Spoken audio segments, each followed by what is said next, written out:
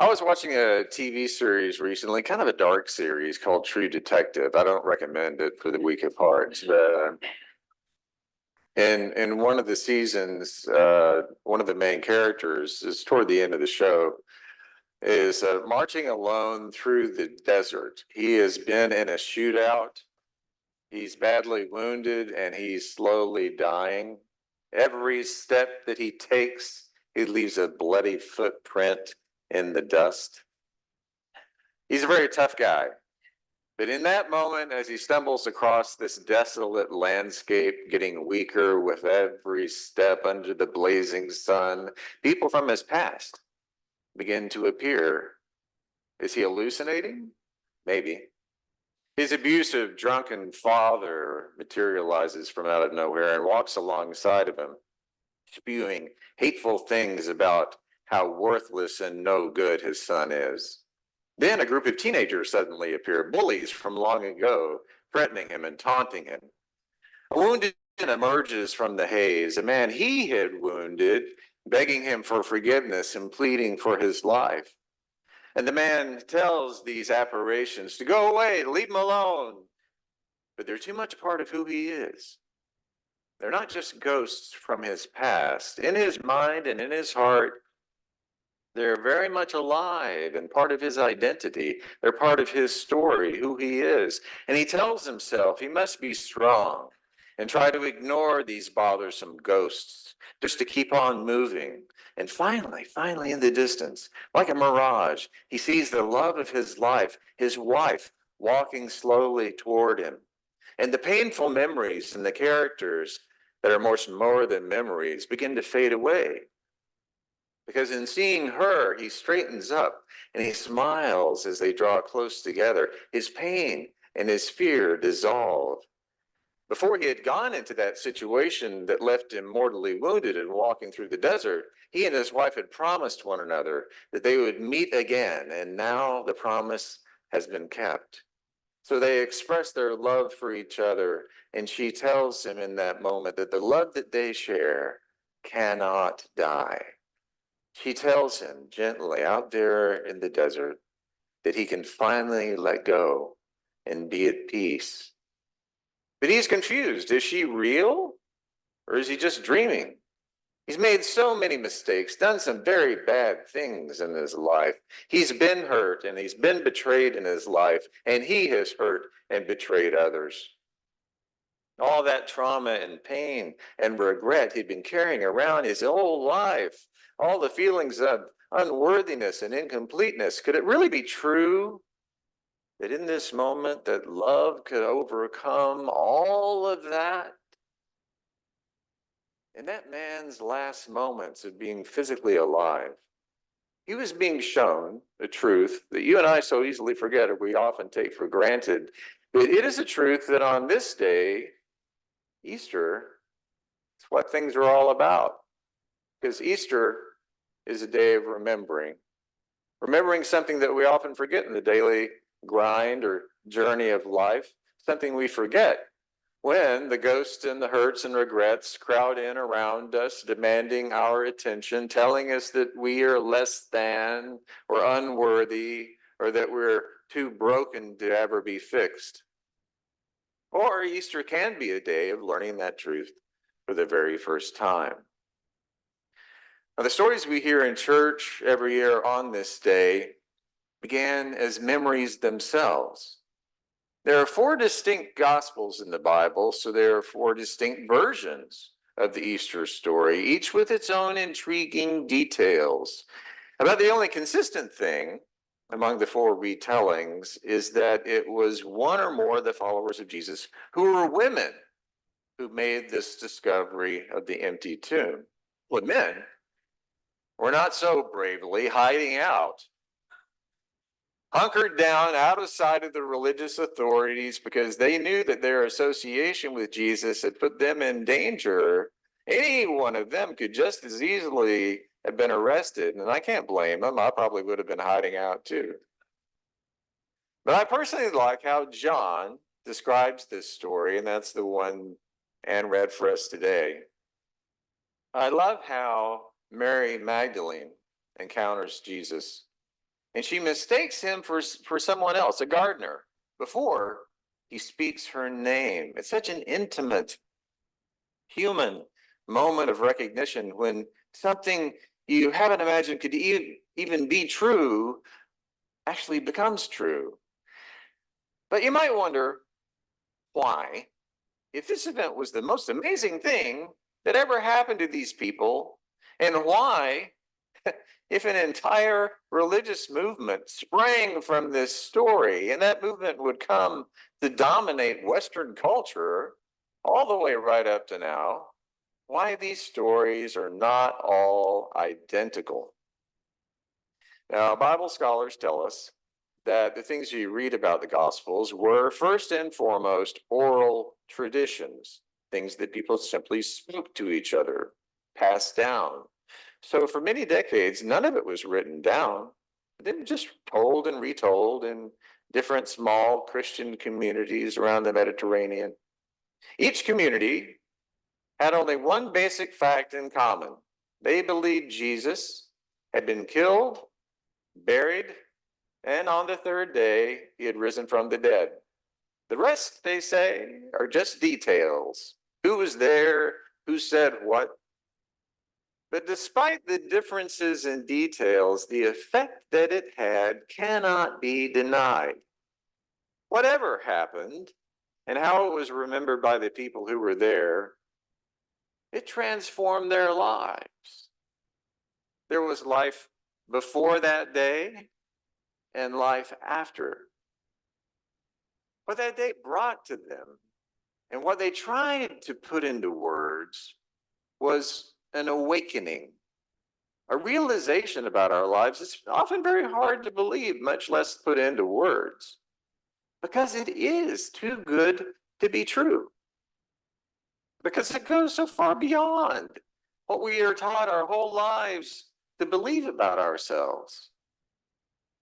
Easter is a story about us that's more powerful and true than any story that we weave about ourselves or that is ever woven for us.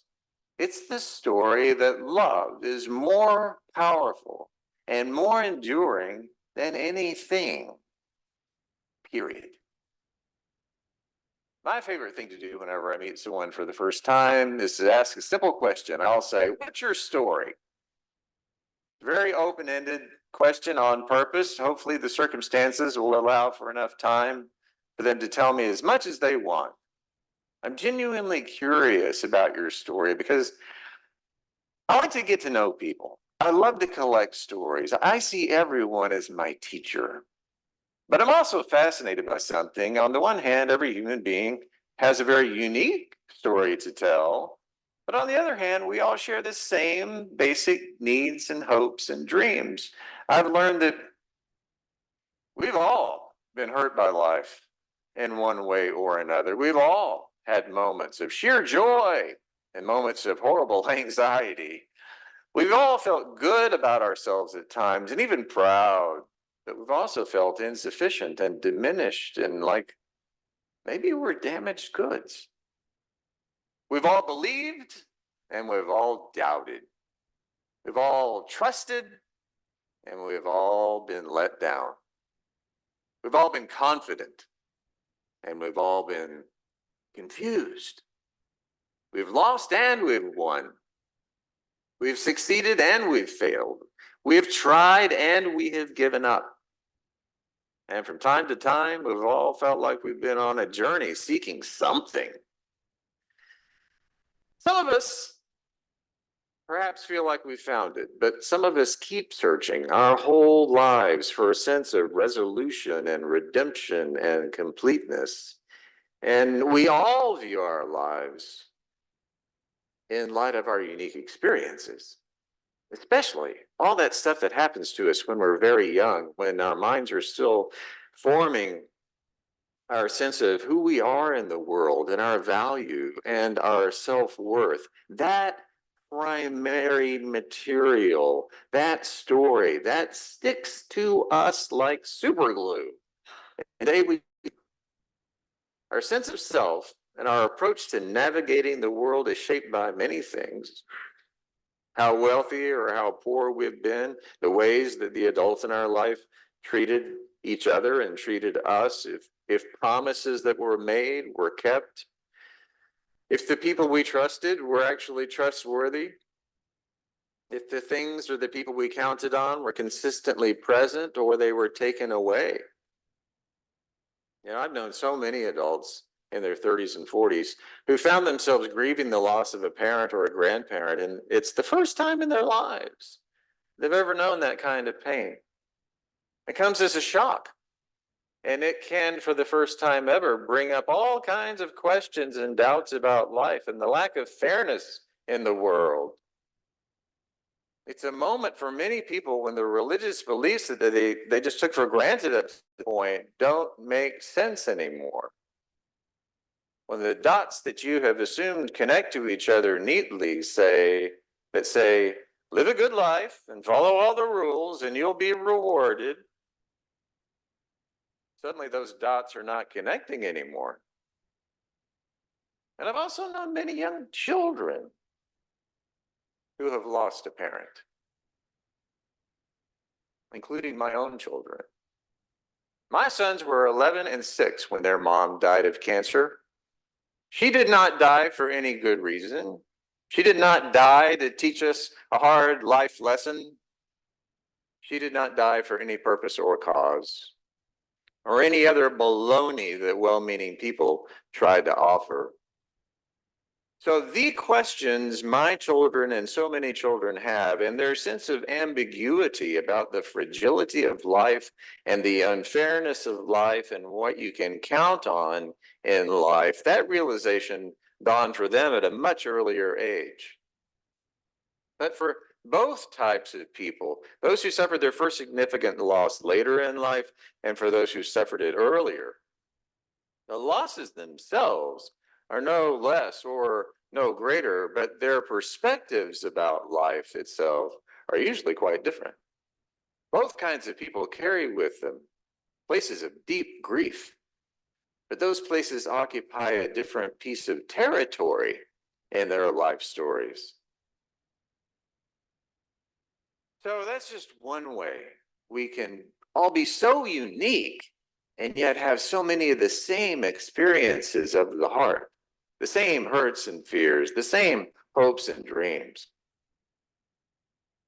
After the day of resurrection and after all those decades of that story being told in unique ways, and after all those stories were written and then rewritten and edited and re-edited and eventually passed down to you and me, what does Easter even mean?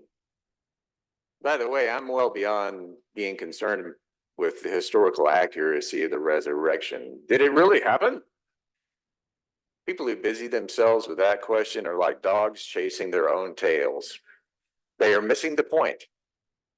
But I do like to surprise myself every year that I always discover brand new ways to think about the Easter story.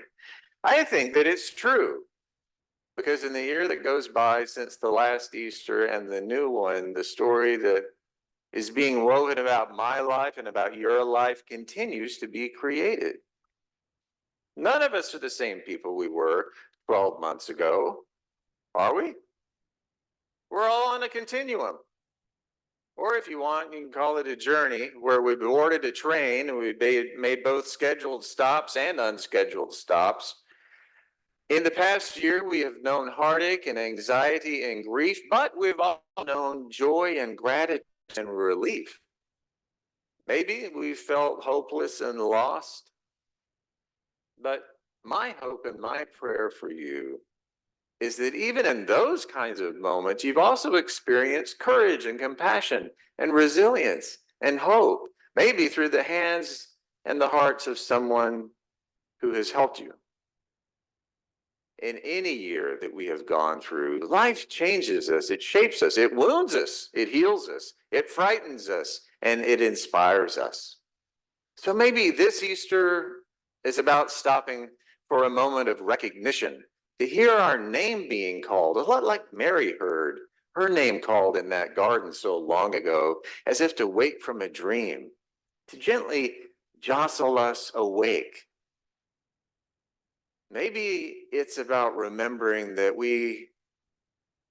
all we've been through is real enough, sometimes hard enough, sometimes wonderful enough, but that there is another reality, another perspective that we're all invited to live within.